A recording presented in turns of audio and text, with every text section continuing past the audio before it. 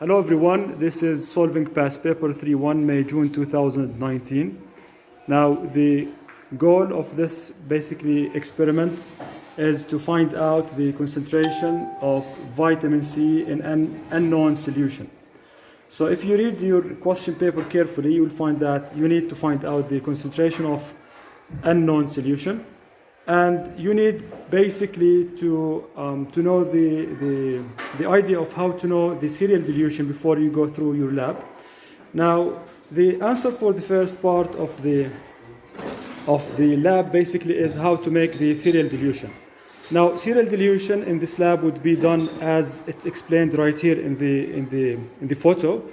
Now the original concentration is 0.05, and you need to make a serial dilution that reduces the concentration 10 times at every successive dilution. As you notice, there is going to be only 10 ml provided in each beaker after you do the successive dilution. Okay?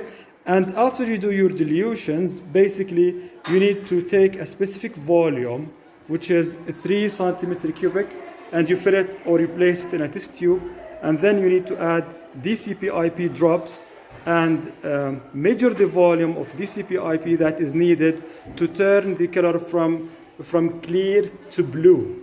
Okay, guys?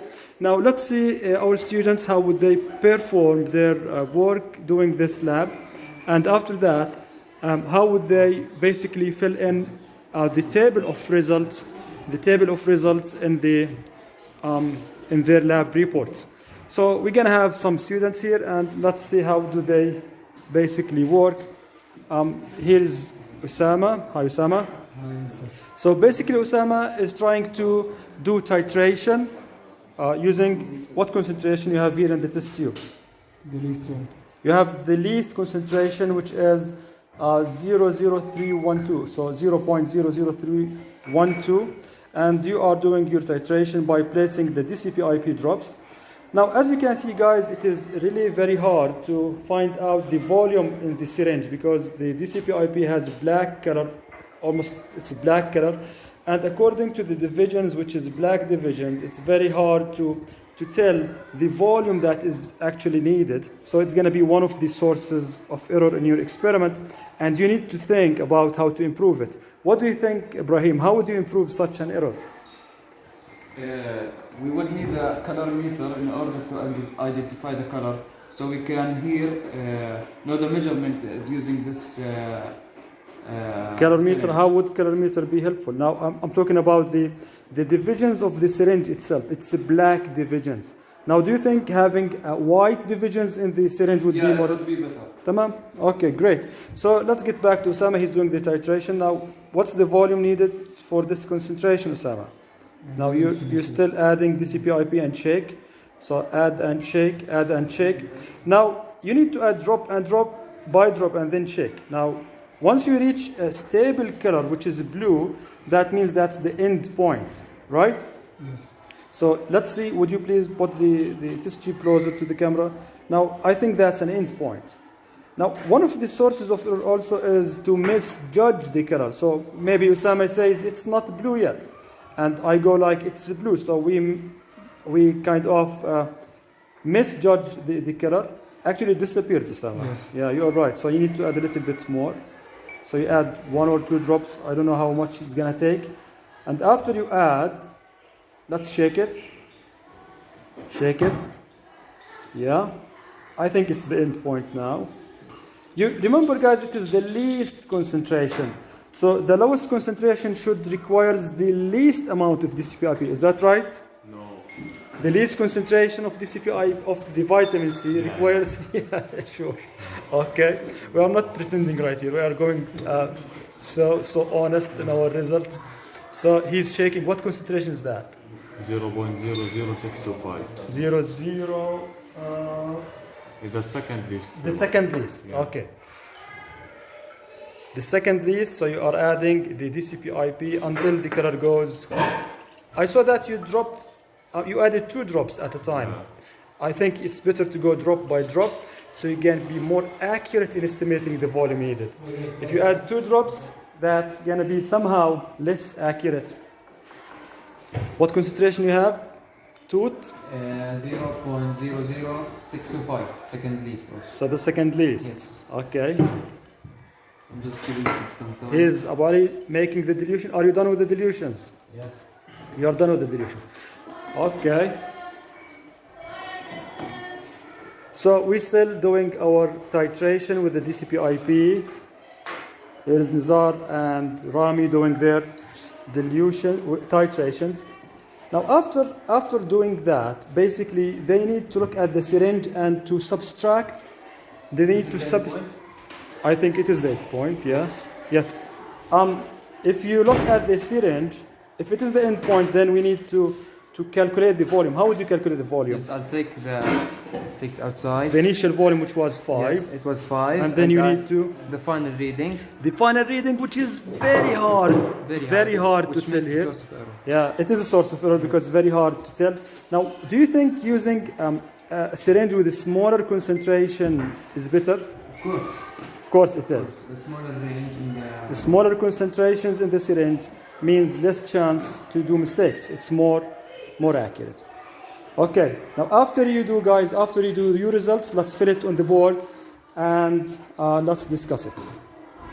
So until we receive the results from our students, now let me show you how to do your serial dilution. So as you can see, we have the stock solution, which is labeled by V, and it is 0.05% of the vitamin C. Now, according to our drawing that we had before a while, this one that you have on the board, simply we can start our dilution. Now, we're going to start by taking 20 centimeter cubic out of V of this solution, okay, and place it into this beaker right here. So in order to do that, I'm going to use only one hand because I'm holding the camera on the other one. So here's basically 10 centimeter cubic, okay, and in order to make sure that it is 10, you need to find out basically the black line right here of the syringe matches with the 10, so that's 10 centimeter cubic of V, okay, and then here's another 20 centimeter cubic of the V.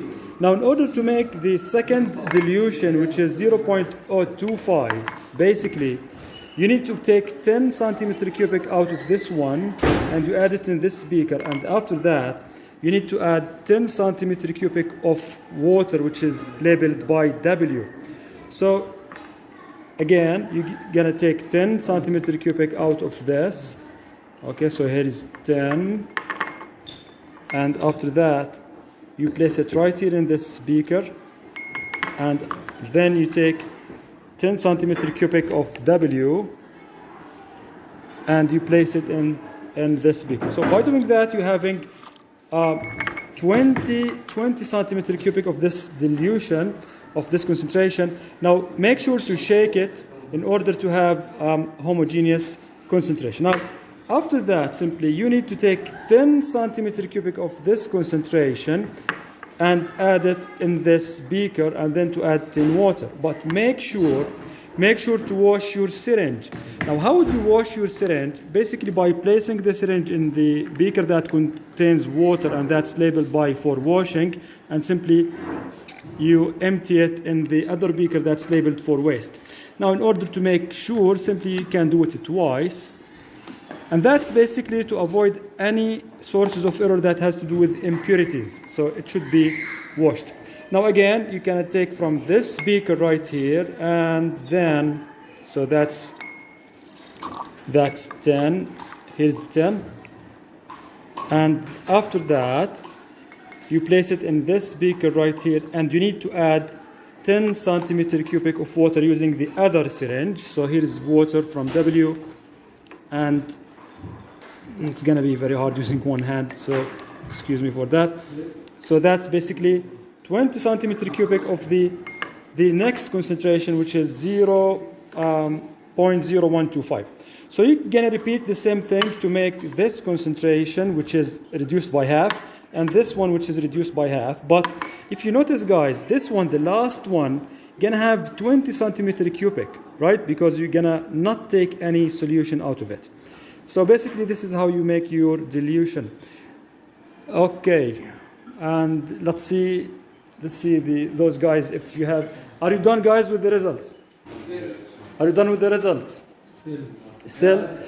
So what concentration you are? I have finished. You have finished. Now can we see your results? Okay, so you have the different concentration, and you guys, you need to pay attention that the concentration was listed or were listed from the smallest concentration up to the largest concentration, and that's how would you make your table in the lab. Okay, and here is the DCPIP used per centimeter cubic, 0.4, 0.6, and what's that? Okay, 0.9 and 1.9 and 3.65. Now here's a mistake, Nizar, which is you need to make the same decimals in the reading. So the first one has 2 decimals, then all of them should be for 2 decimals. So that's a very important point for examiner. So it seems a very good table because the labeling are there basically. So here's the labeling and the units. Okay, and the results, it seems very logical. Why is that? Why do you think the results are logical, Rami? Because those results right here. Yeah, it goes from 0.4 until 3.65. Yeah. As we increase the concentration of the vitamin C in the solution, the volume of the DCPIP used should increase. Should increase. That's right. Yes. That's right. Perfect. Now, what do you think? How can we use those results in order to find the unknown solution X? We will make the same experiment we made with these, and we will compare our result with from X with these results. Perfect. If Perfect. it comes between 2 results, we will take. Now, the have you average. done X or not yet? Not yet. Not yet. Anyone is done with the X? Zaid, are you done with the X? Okay, so let's wait for X, and then let's, using the results of X, decide the concentration of the unknown solution. Okay, so in order to find the value of X, simply we need to titrate the unknown solution X, same volume of X, and we need to titrate it with the DCPIP. Now, Ali, he's adding drops of DCPIP. Now, one of the sources of error he's doing now is basically that the DCPIP stick to the glass. So in order to avoid that, you need to somehow to make sure that DCPIP doesn't stick to the glass. And also make sure to add drop by drop. Adding more than 1 drop at a time is kind of source of error. Now, here's a student that has the value of X, which is, what's your value of X? About 0.043. It's about 0.43. So if this value is basically the value of X, that means the volume of DCPIP needed to titrate the X. Between this one and this one. So it's going to be between this concentration and this concentration. So estimate the concentration, which is between this one and this one. You can add them and divide by 2, and this is what you have done, right? Yes. Okay. This is the result. And here's the result. Basically, here's the estimate for the concentration of X. Now let's move on to talk about the sources of error. The first source of error is basically misjudging error, right? Yes. How would you improve that? We could use a white paper. We put it behind the test tube so we can judge any color change much easier. Clear. Great, very great. Now, is there any other sources of error, Rami? Yes, there are. When using the syringe for DCPIP, we should use smaller divisions so we have more accurate readings of the volume used from the DCPIP. That actually is an improvement. Excellent. But I wouldn't agree that it is a source of error. You can improve it. Yes. So that's an improvement. Okay, perfect. Any sources of error, guys? You can use burette, right? Instead of syringe. That's an improvement also. Great. Now, calorimeter also can be as an improvement. A white paper behind can be as an improvement. Now, there's a very, very important improvement in estimating the concentration. Now, if you want to estimate the concentration, simply you can make smaller divisions between the concentrations. Now, according to your results, Toot, you told us that you estimated the concentration to be between this one and this one. Now, what do you think, making smaller concentration between them? Yes, of course, making smaller concentrations between this concentration of vitamin C and this. So we can know which one refers to X. You can be more More accurate in estimating, the concentration. Great job, guys. Great job. Osama, thank you for spelling the DCPIP. Okay, guys, have a nice day. Inshallah, next time we're gonna have another lab, and thank you very much.